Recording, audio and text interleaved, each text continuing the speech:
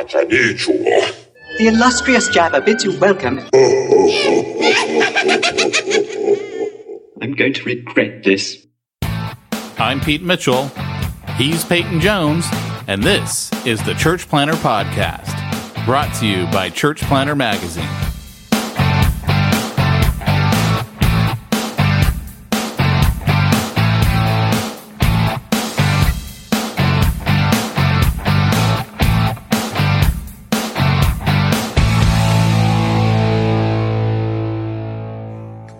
Hey, Church Planter, this is Pete Mitchell. Hey, Church Planter, this is Pete Mitchell. And this is Peyton Jones. I just had to do it twice, that's all. Oh. Don't you worry about it. It puts the podcast on its skin, or else it gets the hose again. Don't you worry your pretty little head about the fact that I had to start the podcast twice. Don't you worry about that. It's all right. It's all right. Did you hear what I said, though? No. It puts the podcast on its skin, Yeah, or else it gets the hose. Better not. You know, Pete's holding up a mug that has a gun as the handle. You know who has that very same self mug? David Thompson of Newbury Church Planting.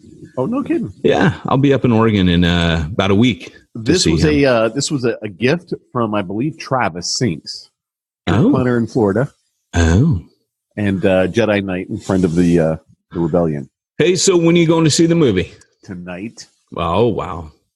Okay, Luke, so all I want is I got tickets. Luke and I got tickets. All I want is a thumbs up or a thumbs down. Dude, the reviews have not been good.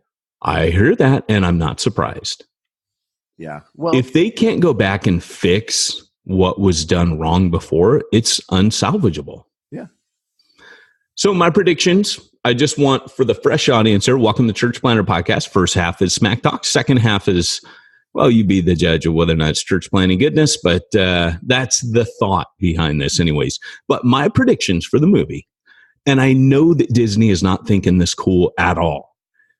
Remember, Rey and Kylo, twins, separated at birth, Luke's kids, and he had them with Mara Jade, hand of the Emperor. They bring the Emperor back. The Emperor was Snoke as a hologram projection, much like Luke, right? They told us Snoke was a hologram the whole time we saw him until he was finally real, quote unquote, but he was a hologram. And the rise of Skywalker is Rey and Kylo. Yeah. Well, we'll see. We'll see. Yeah. Those are my predictions. Darth Maul will make an appearance again. What? Darth Maul? Yeah. He's back. Remember in Solo how he comes back? Dude, but that was a movie. I mean, that was like decades ago. I know. Darth Maul would have to be really old. But think about it.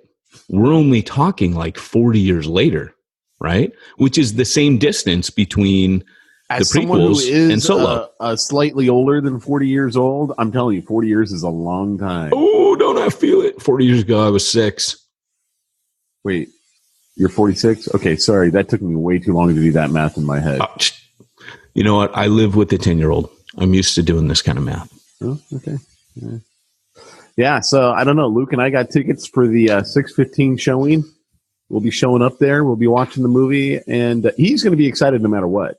Oh, yeah. I mean, that's kind of the magic of it. And going back to the prequels, right? Wasn't that Lucas's whole thing that he was like, I didn't make it for you adults that were kids then.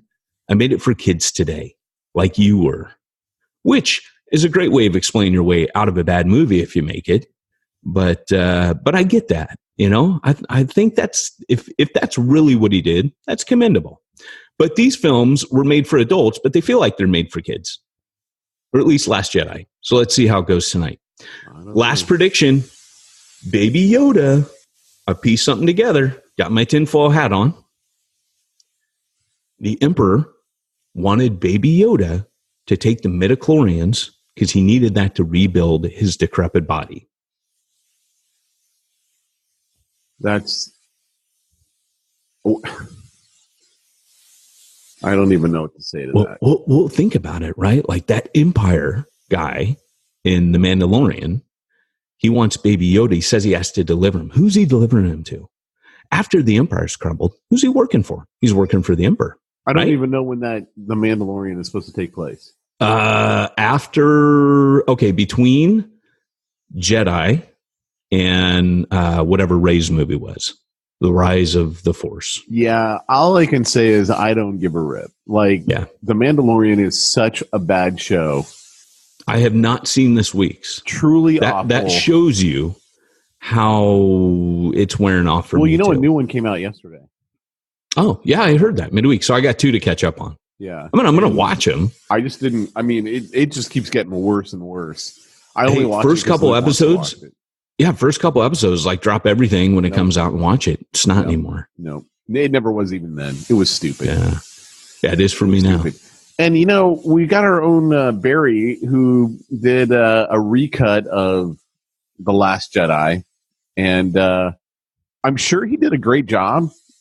But I'm like, dude, I couldn't stand it the first time. I'm not watching 2 hours and 40 minutes of your recut. So I commend Barry on this. He has assured I honestly me. Can't imagine the amount of time that he had to spend on that. But there's no way I could watch it. There's no way. It was horrible the first time. Well, I think if you cut maybe half of it out, you might have a decent film. It's not, though. It's still 2 hours and 40 minutes. Really? Yeah, because he sent me the link, and I'm like, dude, first I thought it was like 2 minutes and 40 seconds. I'm like, oh, cool, I'll watch this. Oh, yeah. He did a little 3-minute movie, and then I'm like, what is going on? And then I realized, no, 2 hours. Okay, besides all of it, what would you cut out? Well, all of it. I think you had it right the first time. Yeah, I knew that's why I prefaced that. But to me, so I watched Barry's thing, and I can't judge. No. I watched it up until the point where he did not throw the lightsaber away. And then I was like, throw what lightsaber Luke, away? At the beginning where Luke throws the lightsaber over his back. When that didn't happen, I was like, okay. And you know, I'm a little repartee between Barry and myself, and which ended me telling him to kiss my hiney. But you know, anyways, that's my wicked sense of humor. But Barry is like, hey, it was really hard to cut that out. I tried. So there's a guy in South America. I don't understand. What are you talking about? What was hard to cut out? So Rey hands him the lightsaber, right? Remember, he takes it and he looks at it and then he throws it over his shoulder. Right. To me, that scene ruins the entire movie. I can't take the movie serious. If you could just show him grab it and hold on to it, and then he walks away, like you could imply that he gave it back to Rey. Rey has it later. It doesn't matter who's holding it when he walks away.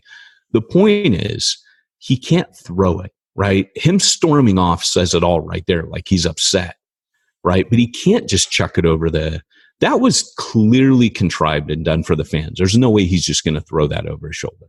He gave it to R2-D2, right?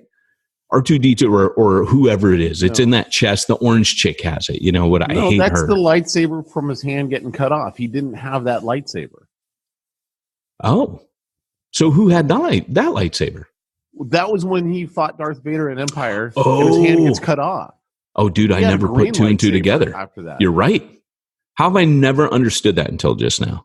Well, that's why she's like, well, how I got it, it's a story for another day. Okay, whatever. So that was really dumb too. You can't do that, right? You need to tell it right then. We went up inside the trash compactor. Yeah. I mean, anyways, I'm ruining this podcast already. That's what I do. Well, I don't know what to expect. I mean, I'm going to go see the movie. It's going to be what it's going to be. But when Luke goes, Dad, that was amazing. You go, yeah, boy, it was, right? Like you're not going to crap on his experience. It's tough, man. I hate lying to my kids. I know. But it's for a good cause. It's for Star Wars. Is it? It's a righteous lie, Pete. Is it? It's like, Rahab and the spies. I guess, man. I guess. For a good cause. We'll see. We will see indeed. Yeah. What else is new, man? For me, the book. I checked out 51 books at Point Loma Nazarene University yesterday. They had to override. They go, there's a 10-book limit. And so they had to get the big guns. Big guns came out and said, you have 51 books here. Did you count them? No. Okay, we need 51 books back because we're totally breaking the rules right now. And you need to bring those back or we're in big trouble. So, how do you even get a library card for a school you don't go to? Well, you can have what's called a community library card. So you can check books out. The rule was, when I asked, they said as many as you can carry. Well, I had a guy with me, so I said, cool, we can carry a lot. And anyways, they, the only thing I can't access is they have an amazing amount of like books that are out of print, but they're ebooks. Can't get those. And then the other one is all the journals online. Like when you're a student, you get subscription to like theological journal, biblical studies journal. I can't get those. So I got to actually go and find the physical hard copies, which they don't often have. And how is this helping you with your book? Well, it's research. Isn't your book a textbook independent? What do you mean? Entity? It is, but you got to prove things in a textbook. So I can't say things like I can't make assertions we all know are true without citing them in an academic book. So, like, for example, John Wesley, the genius of his operation was he was a major organizer and strategist. You have to find a smart person that said it. Yeah, I would just say it. Yeah. Oh, and I agree. I mean, the smart person that said it didn't have any credentials to back up what they said, but you have to back up certain assertions that you make. Yeah. And I'm sure I'm backing up the wrong ones. Does it matter that no one's going to read the textbook that you're doing? Everybody's going to read it. What? What are you talking about? This is the Holy Grail that the church has been waiting for. The legend of the Holy Grail is when Arthur drinks it, peace is restored to Old the land, Testament, he gets his strength back. New Testament, Peyton's textbook. No, blasphemy. But, every author imagines his book to be like the Holy Grail, right? Like you drink from a draught of this cup and your youth and vigor are restored and the church goes back to its former days of glory, like Camelot. All right. I'm taking your word for it. Yeah, we'll see. Yeah. I mean, to this end, we labor. Anything special planned for Christmas? I'm going to open presents and dip into a stocking. I'm going to see Pete Mitchell on Christmas Day. Somebody wants a gift. Somebody's going to get a present. Somebody wants a gift. I figure since you're doing your diet thing, Pepperidge Farm gift pack is off the table, right? I don't know what that is. It's where you get like the big giant sausages and blocks of processed cheese. Dude, all that processed meat? No, thank you. That stuff's so nasty. I grew up, my mom though, she used to like, and I loved this as a kid. My mom used to give us like, this sounds really weird, but like those processed meat, like they're like these sausage things, lollipops, meat lollipops. Like, what's up with that? I know, right? And I was talking to my brother about it the other day, and he's like, because my brother has this thing where Christmas, he doesn't care what happens as long as he gets to sit in a corner at some point, read comic books, and eat Slim Jims. I'm like, dude, that is so our upbringing. That's exactly. And he's like, huh? And I'm like, dude, don't you remember? So that was kind of a cool little nostalgic moment. What are you going to do? That's a good question. I'm not 100% sure. You gonna open presents? Dude, I'm like looking at my lip. Is there like a little darkness? I noticed right that. there? I noticed you looking at yourself. Is there what? Darkness right there, like a freckle. It's a shadow. It's just a shadow, dude. Oh yeah, I do see a freckle. Do you have a freckle there? I don't know. Yeah, you do.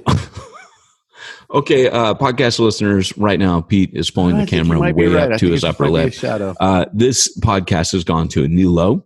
If you're listening right now, everyone to watch the Zoom version of this on our Facebook page. Now's the time that I should put out there that, hey, if you want to sponsor anything on the Church Planner podcast, I love it. We've got openings. And it would fit nicely between Pete's little freckle in his dimple, which he just discovered. Yeah, I know, man. Apparently someone doesn't study himself. I thought you look in the mirror as an entrepreneur every day and go, you're smart enough. You're good enough. Gosh enough. Darn it. People like you. People like you. Yeah, no, that's not what we do. Not at all. No, that's rad. Thanks for reminding me of the fact that I don't do that every day. Maybe that's what's going wrong. With your life. Hey, what's your piece on war then? What else is going on, man? Man, just getting ready to launch some new stuff. Wayne and I working on americasfitnessclub.com. Nice. And we'll be launching that in the days after Christmas. Nice. Take advantage of the fact that everyone sets up New Year's resolutions, and we're gonna give them something else to spend some money on. Nice. Do you still want to hook up with that for free, guys? Too bad, too late. Now you got to pay money on lots of it. That's great. See. Yeah, so that's about ready to get kicked off here. Yeah, I mean, just doing that and doing my usual stuff. I don't know, man. I can't really say I got a whole lot going on. It's that time of year, isn't it? I've been fighting a cold the last few days. Oh, I've got it. Yeah. I've got it, man. I've had a cold for days, except I got 8 hours sleep last night. I went to bed at like 9 o'clock. Wow. Woke up at 5. So I normally get 6.5, 7. But you can't tell by my eyes. I mean, I look pretty dang tired. But I feel good. Yeah. But I still got sexy voice. I got that Barry White voice going on. I can tell it's right been a on. while since you've shaved your head. It has. Do you see that fuzz? Let me tell you, I see the scrub. Well, What I think is funny is Andrea made a point to tell Jamie, Peyton promised me he would never shave his head. Yeah, I lied. Like that. I lied. I was like, well, apparently someone's a little still upset that someone else is shaving his head. So the other day, I got up quickly and I hit my head on. We have this cabinet where all of our Cat 5 cables and internet and everything is since the remodel, and it's this weird high tech looking plastic cabinet, and I hit my head on it really hard coming up, and so I can't shave my head right now because it'll just literally you can't razor a scab, right? Yeah, no, sorry, that's gross, everybody. I'm sorry, but that's why I'm shaggy dog right now, because it would just do a mass amount of damage if I did that. So I gotta pretend I'm a hippie and have that 1 centimeter fuzz on my head. Jamie hates the stark white soul patch that I got. It is stark white. Do you ever? So at our age, which is what makes me grow it out all the more. I know. Does that annoy you? Oh, well, then I gotta go for the full. That's hilarious. Soul patch. Ooh, it does make you look cool. Well, So let me ask you, at our age, people dye their hair a lot, and I gotta ask you, is that like a thing that you've considered, or is that the kind of thing where I'm surprised how many people around our age start dyeing their hair? Well, you got to understand, redheads can't do that. So you can't. No, because no one makes our red. That's funny. It is true, because your red has when you see someone with red hair, it's not just one color. There's depths to it. Well, and most of the time when you see red hair, you can tell when someone's had their hair dyed red and it doesn't look right. Right. Yeah, it's almost like you got to do a brown and then put ginger highlights in it. My kids don't think I have red hair. They're like, no, your hair is brown. I'm like, kids, this is called red. Now, granted, it used to be redder when I was younger. Yeah. It is what it is. Yeah. Yeah. Well, I didn't know that. But you could dye that piece. You could dye that piece like a brown. Is it the color or is it the shape? No, it's the color. Oh, that she claims it's the color. I kind of want to go stark black. Just have this black, soul patch right there. Yeah. Then we'd have to call you Bone Daddy. You'd be like Jazzman Pete. I don't know what that means, but okay. Me neither. All right. Catmandu Mitchell. That's what we call you. I did have to trim it back. Scatman. It was getting too wily, man. I had little hairs going every which way. Nice. Mine does that all the time. I mean, mine is a big full. Yeah, but see, you actually, puberty actually hit you. I'm still waiting on puberty to hit me because I can't grow like that. Yeah. If I could, I probably would have. Yeah. Oh, you look good with one of those. Yeah, but I can't. Right now, it'd be stark white. You'd make a good Viking. I would. If you had that big Viking beard. Oh, you totally would, dude. You get that snarl going. Did you hear about the Viking named Rudolph? And he was like telling his wife, he's like, "Hey, it's gonna rain tomorrow." And she goes, "How do you know?" And he goes, "Because Rudolph the Red knows rain, dear." Oh no, that is the ultimate. That's a complex dad joke right there. Rudolph the Red, that was his name. Rudolph the Red knows reindeer. He knows rain, dear. Oh, nice. Now, where did you hear that from? You heard that from That's a meme, baby.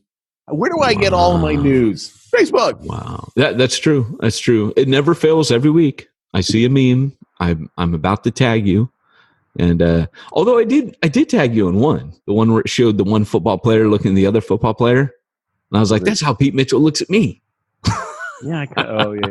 Yeah. I don't remember who it was. I don't know sports, but it was like, find someone who looks at you like this football player looks at this football player. And sure enough, the one's getting interviewed and the other guy's he's just looking and smiling, but it looks funny. Yeah. And, so anyways, but there's hey, a great ad floating around Facebook, and it says something along the lines of, all dogs do is sit around waiting all day for you to show up home. And they're like trying to sell like a little machine that you can like see your dog during the day, and you can like give them treats and stuff, via your phone, via an app. It just feeds them out a little cracker, kind of like on Lost kind of when they get the fish cracker out of the polar bear cage. And it reminded me of this meme that was like, look, the line that every human year is 7 years for a dog, right? The whole dog years thing. And they're like, well, think about it. Think about that time frame. That means if you're gone away from your dog for 8 hours, that's the equivalent of being gone for like 15 days. No wonder your dog is so excited when you get home at the end of the day. They've been missing you for 15 days. I don't think that's true, because then it's like I'm with them for like 15. I think time is the same to an animal. I think that's a myth. I think that's a whole dog years thing that we made up. I think you're missing the point of the story, but that just I am. Me. Their powers don't work on me. They're Jedi mind tricks. Just go back and play with your tortoise. Okay. Oh, but if she's not dead, if I haven't killed her, thanks for bringing that up, Pete. Yeah. Oh, of course. Well, she's missing all winter. That's normal, but she might have been missing before winter. We don't know. But that's the struggle of every tortoise owner out there who knows my pain.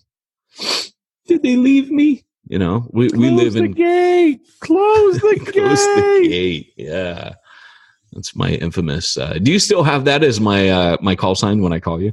Little Close picture pop up. No, the little tortoise. He's trying to get in my office. I took this rad shot of him, and he's like straining to get in. I sent you a picture. No. Oh, you used to have that as your picture when I call you.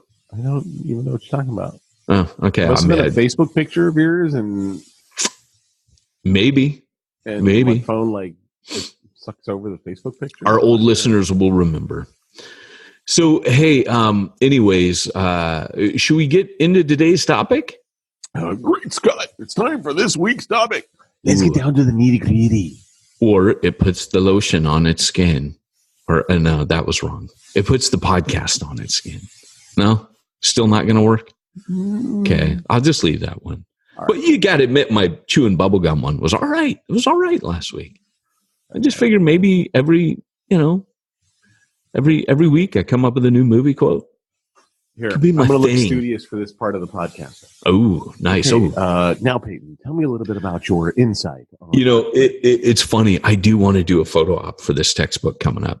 I want to do where, my old book, right? It's Indiana Jones. A black turtleneck and be doing like the side profile for the back cover of the book. No, you know what I want to do is I want to simulate Indiana Jones from my old book, because that was the theme.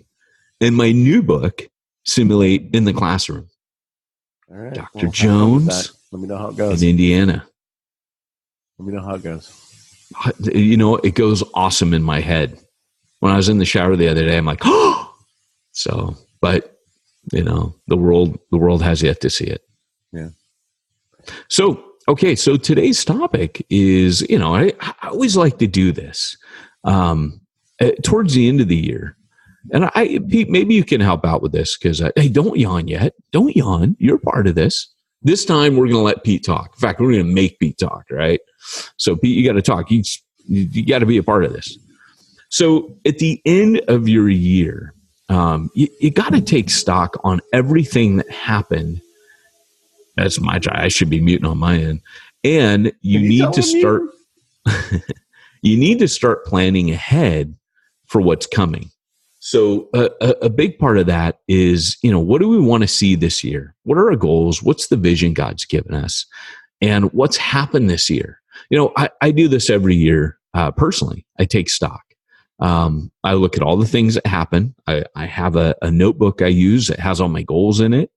And, and I get away and I pray about this and I spend some time with God. And I would strongly urge for all of you guys, not to allow just another year to bleed into the next.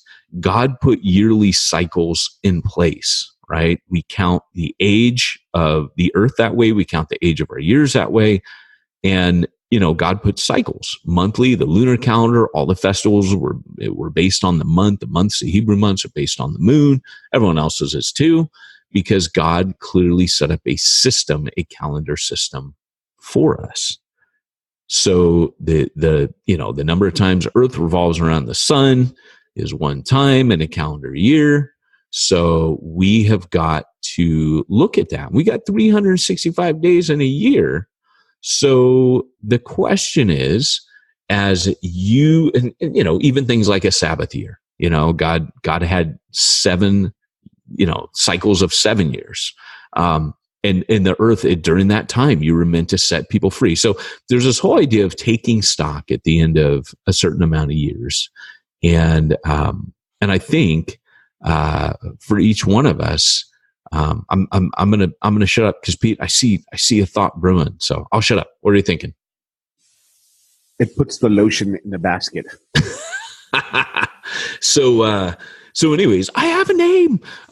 So anyways, what about you, Pete? Like, what do you do at the end of the year? His name is Robert Paulson. You don't even know that movie, do you?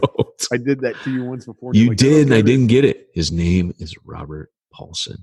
It'll come back. What he's saying is, in death, we have our name. Fight Club, baby, Fight Club. His name is Robert. Oh, that's the big dude. It's Meatloaf, isn't it? It's been so long. I haven't watched a movie since like 2000.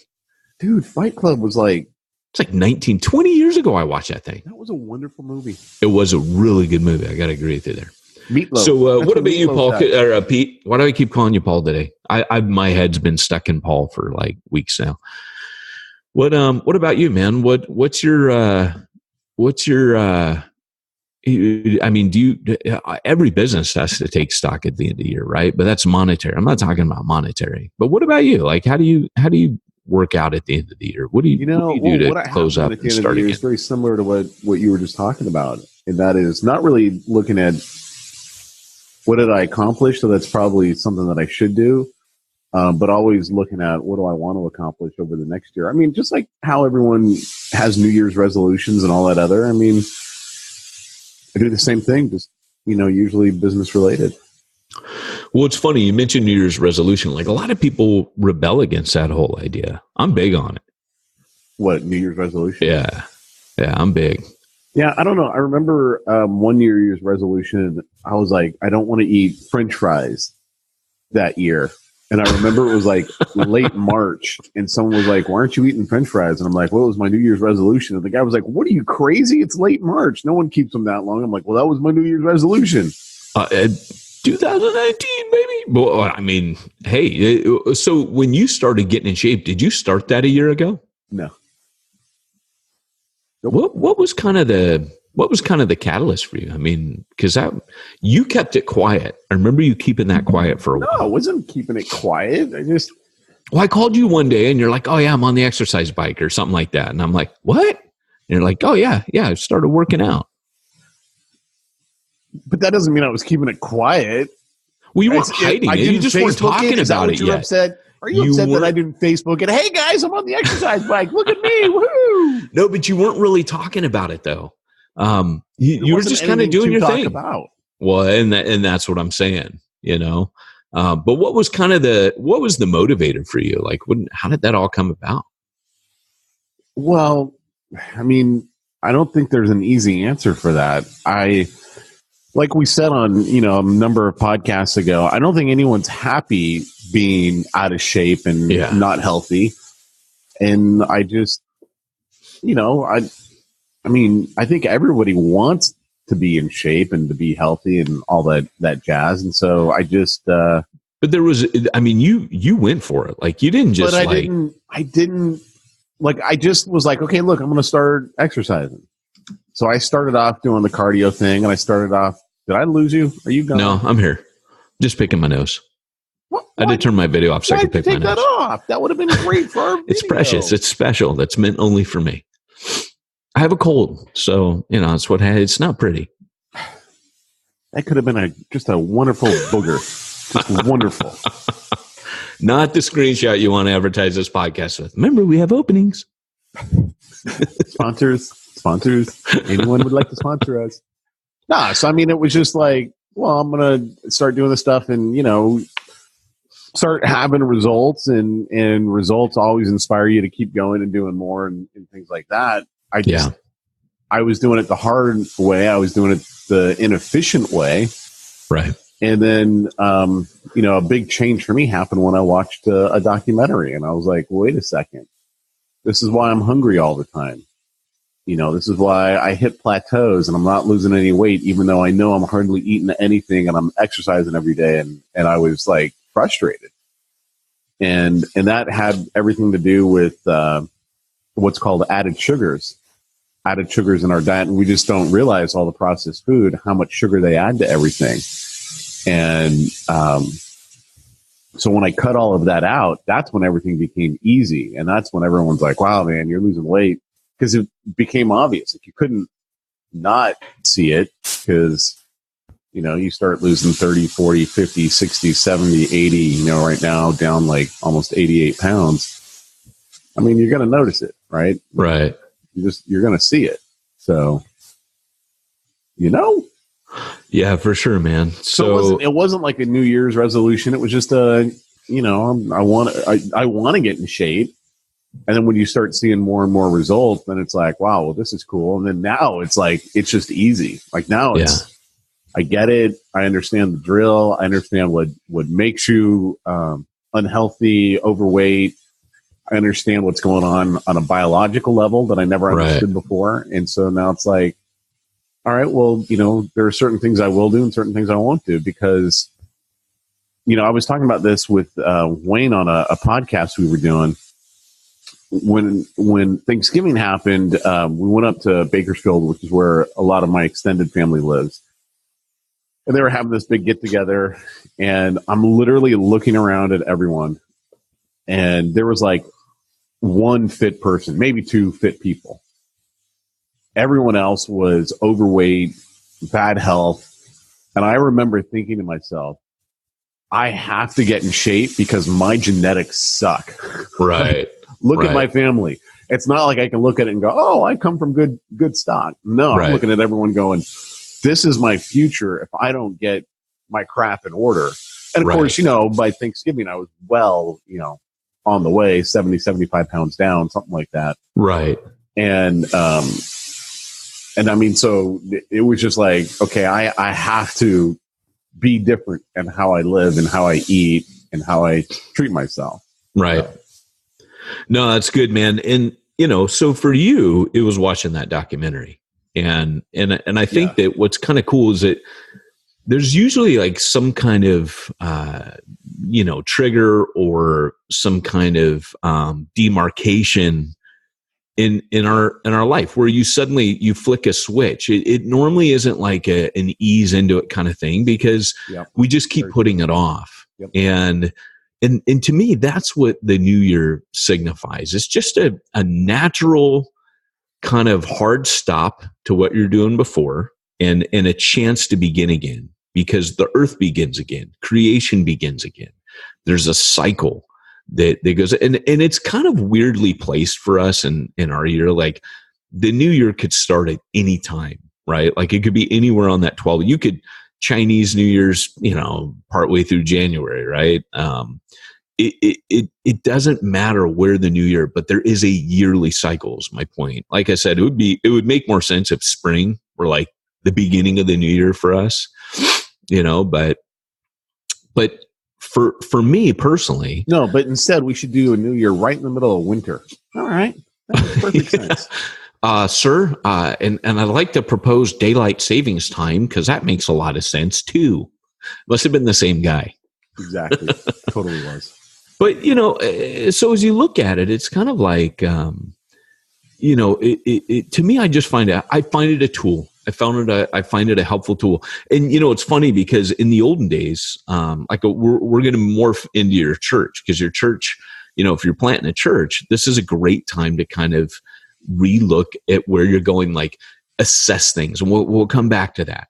But, maybe make some resolutions. But the whole idea of like resolutions is very biblical. Well, no. Sorry, not biblical. It's very Christian. Let's put it that way. In church history, you have people like Jonathan Edwards. He's got, just a buttload. I think it's like 70 odd resolutions that he made for his life, right? Wesley came up with resolutions for his circuit riders, what he would call his assistants or his helpers or whatever. They were kind of like his apostolic outriders. And he had resolutions that he set for them. He's like, hey, I need you guys to hold by these. So resolutions are, they're a kind of thing that the church has repeatedly done. And why not? Because after all, I mean, in the same way that you're looking at your fitness and you're going, hey, I want to be healthier.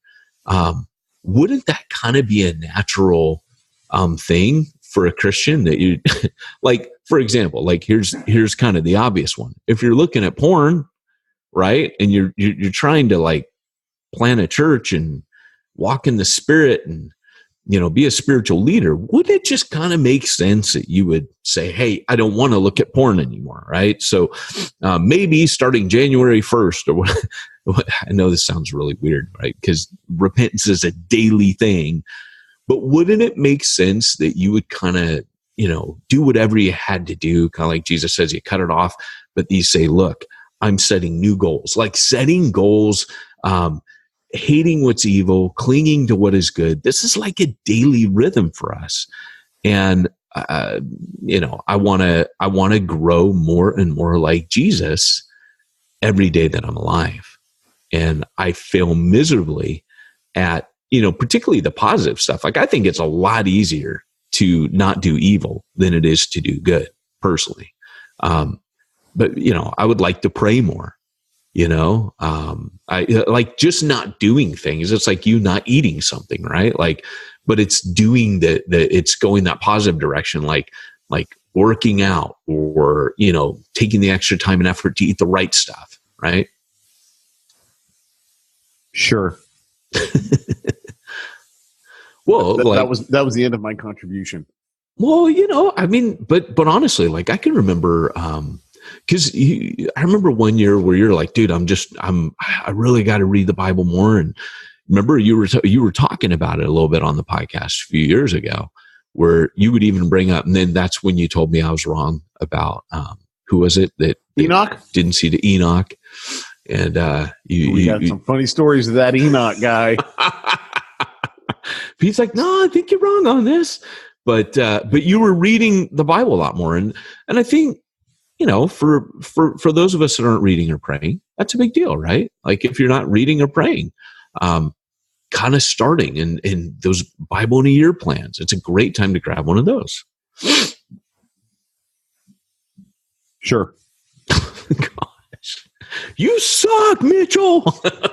I don't know what you want me to say. Preach it, Peyton. Way to go. An anecdote, a little story, if you will, a little your personal experience, maybe. See, I think I do it to you, but sure. I'm now learning you do it to me. What? What are you talking about? You make me talk all this time, don't you, Pete? Well, I don't know what you want me to say. Go for it, brother. Well, just spiritual, what I'm talking about, spiritual resolutions. Like, do you ever make those or do you not make those? That's a great question, man. Do I ever make spiritual resolutions? Ever? I'm sure I have. But kind of like you said, it's a daily thing because if it's an annual thing, most people, what is it, 21 days, and you've given up your New Year's resolution. So I don't want that stuff to fall into that category. Yeah, no, that's true. That's a good point. And when you say that, that makes me immediately think of like going to the church. Like one of the things I used to do every year for the church plant was I would ask people, I'd say, hey, I know a lot of you guys are new to giving, yada, yada. And, we're not on a strict tithe system anymore, according to the Old Testament, yada, yada. But why not stretch yourself? I would say that 10, if that was the Old Testament dispensation, you have 10% of your income. Why not have that just be a nice little marker of, I think that's pretty reasonable. And when you actually brought it up, I think they worked out that it was something like 23% if you took in like then Passover and all that cost and some of the other stuff you had to do, some of the other feasts. That they worked out, it was actually closer around 23% of people's income. But, just having 10%, and I would tell people, look, I know a lot of you guys are, you're new to this and, your finances aren't in order, but why not this year make it a goal to increase your giving by 1% until it reaches 10%. Put yourself on a 10-year plan and say, this year I'm going to give 1% of my income. If I make $10,000 a month, that's $100. Now my math isn't so good, but I think I'm right on that, right, Pete? That's $1,000 or $100 a month. And why not work up to $1,000 a month, like over the next 10 years, just every year you bump up 1%. And normally people could handle that, because you were asking them to increase their giving. They could see where it was going. Everybody could probably give an extra $100. I mean, some people can't, but you know what I'm saying? Yeah. Like that was something very tangible for people. And so we would look at that. Then we would start a Bible through the year, maybe together, or we would talk to them about it. I would always do a New Year's message. Usually people go to where Paul says, not that I'm perfect or have been made complete, but one thing I do, forgetting what is behind, I press on and look towards what is ahead, right? The upward call, laying hold of that for which Christ Jesus laid hold of me, the upward call. So there's that idea of, where self-improvement is a huge thing right now in our culture. I mean, that's the biz. If you really want to start speaking the language of the culture, talk about self-improvement. And of course, Paul comes in and says, hey, bodily training, physical training is of some value. But he goes on to say, but spiritual training, press yourself to godliness. That holds value for this world and the world to come. So he's telling you, put that same effort into what you're putting into your body, put that in your soul. And so you could definitely start hitting on that. I think one of the things we have to do as leaders is take a look and break it down in some of the categories. Like if you look at, something like an Antioch church. I just picked up a book yesterday at this library. And of course, I'm up at the butt crack of dawn looking in these books and trying to figure stuff out. But listen to there's a book. I haven't read it yet, but I looked at the table of contents and I was really impressed. It's called The Antioch Effect. Now, if you know this book and this leader's had some scandal, I don't know this thing. I don't know anything about this guy. But anyways, these were the things that he said were hallmarks of Antioch. Number one, supernatural power. So maybe walk through and say, have we been walking in the supernatural power of God, or have we been walking in the flesh as a church? Well, how would we up that? Do we pray? Do we have times where we're waiting on God, waiting to hear his voice? Do we have prophetic leadership? Are we open to the gifts? Like there's all these things that you could get away and start to take stock of and say, well, how do we grow in this area? Maybe I need to reach out to somebody who is more charismatic.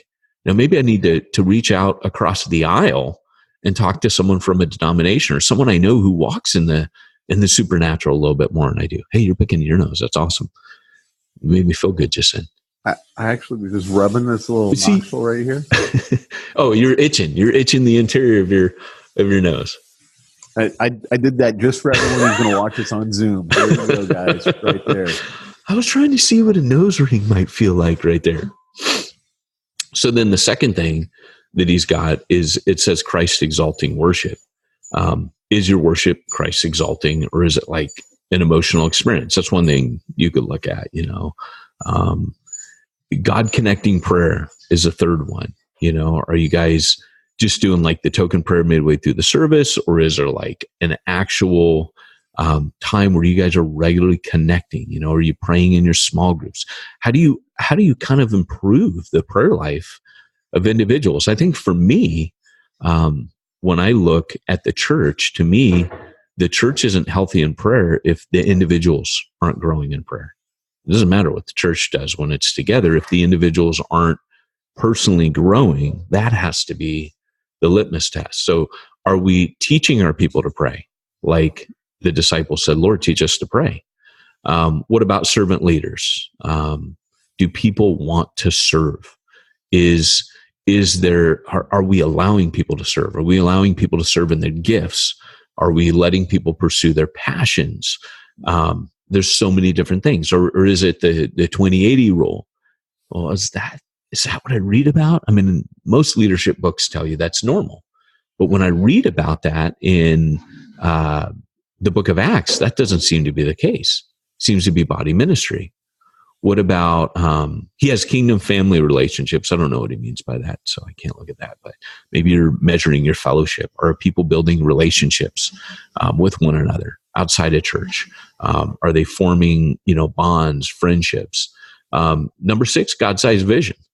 I think all of us kind of know what we want to do and what we want our church to do, but have you stood back and maybe like thought big thoughts like, what if we planted, certain churches think, like I talked to a guy this week, been talking to a number of guys across the country that they have God-sized visions. In order to accomplish their God-sized visions, like I talked to one leader, he was like, for us to plant as many churches as we want to plant, we all had to get off full-time paid staff so we could pour this money into church planting.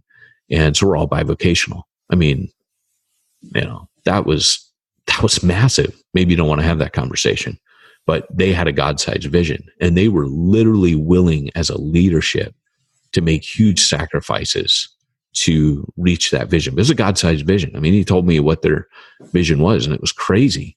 But, when you see people investing like that, you're like, you're probably going to reach that. Passion for the lost. Where's that at with my church? Do I have a passion for the lost? Am I burdened? If not, how do I grab that burden? How do I get that burden?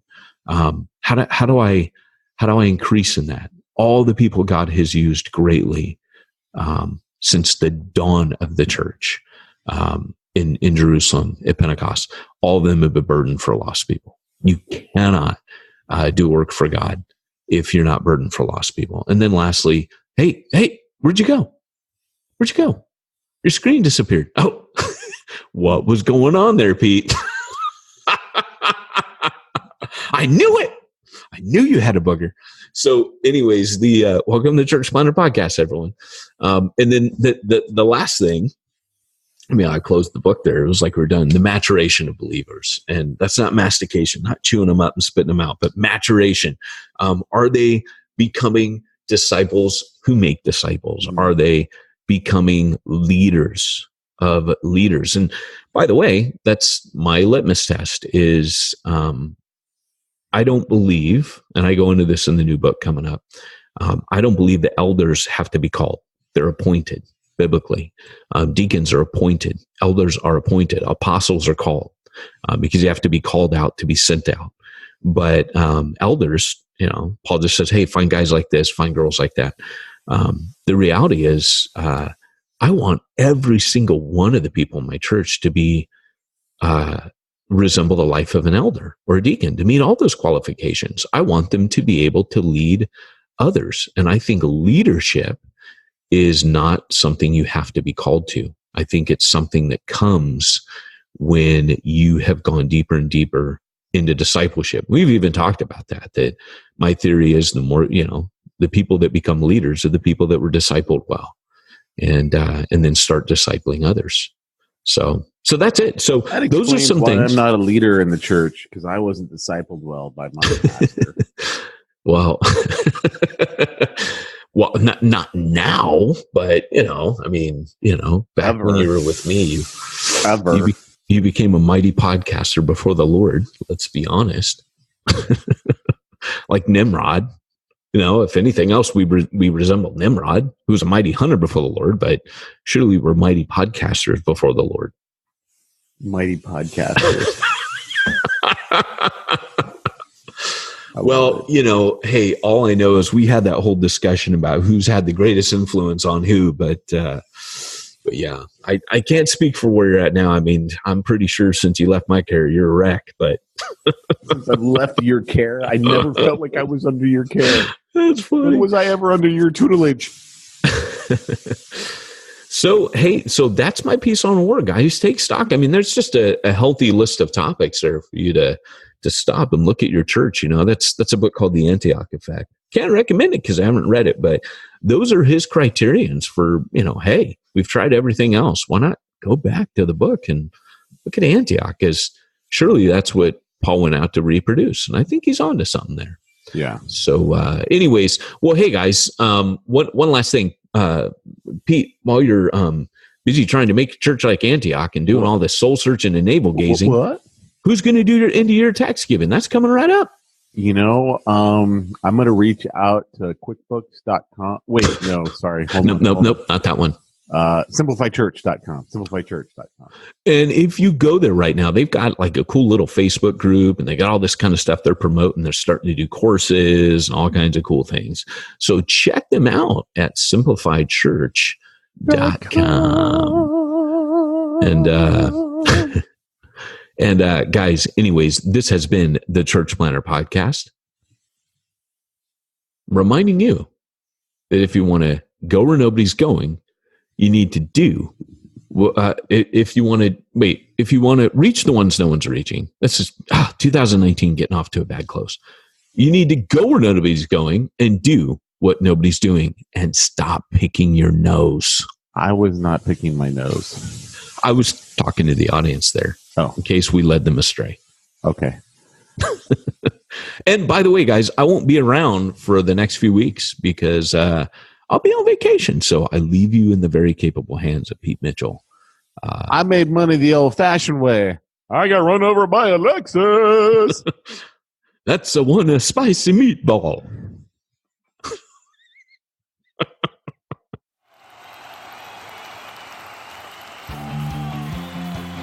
Thanks for joining us for another weekly episode of the Church Planner Podcast with Pete Mitchell and Peyton Jones. We'd love to hear your comments on this episode of the Church Planner Podcast. Visit us online and let us know what you thought at churchplannerpodcast.com. If you subscribe to us via iTunes and have enjoyed the podcast, leave us a positive review. The more positive reviews we receive in iTunes, the more iTunes will promote us to other church planners who would benefit from this show. This podcast is brought to you by the Church Planner Magazine, which is available in the iTunes newsstand or online via churchplannermagazine.com.